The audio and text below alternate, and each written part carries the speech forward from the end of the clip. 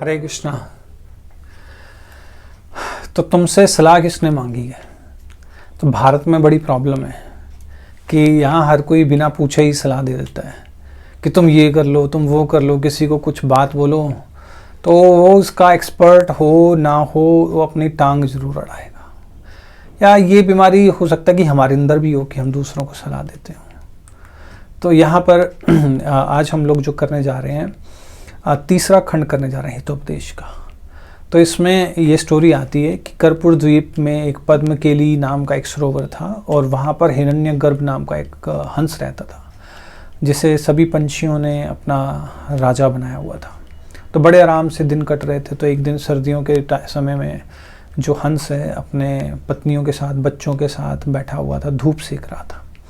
और वहीं एक दीर्घमुख नाम का जो बगुला है वहाँ पर आ गया और बड़ा चोटिल और घायल था। तो उससे पूछा हिरण्यगर्भ ने, हंस ने, कि भाई तुम इतने घबराए हुए और इतने मार खाए हुए क्यों आए हो? तो उसने बताया कि असल में मैं जम्बू द्वीप से आ रहा हूँ।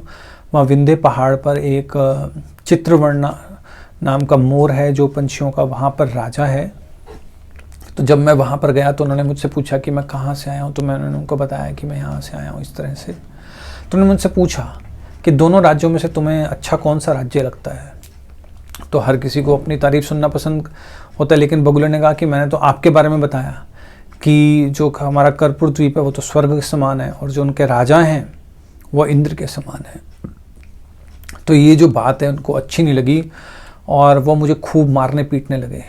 और कहा भी है किसी ने कि अगर सांप को जहर पिलाएं, दूध पिलाएं तो उसका जहर बढ़ता है, और मूर्खों को अगर उपदेश दिया जाए तो उनका क्रोध और बढ़ जाता है। इसलिए मूर्खों को कभी उपदेश नहीं देना चाहिए।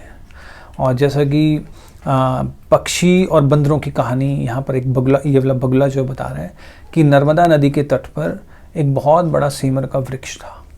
तो वहाँ पर पंछी आराम से रह रहे थे। एक दिन बहुत तेज़ बारिश हो रही थी, सर्दियों के दिन थे, और बारिश भी इतनी मूसलाधार हो रही थी कि कुछ बंदरों का जो झुंड था वहाँ आकर बैठ गया। वहाँ आकर नीचे वो ठंड से कांप भी रहे थे और जैसे कैसे अपना समय काट रहे थे कि कैसे बारिश रुके और फिर वो अपना जाएं।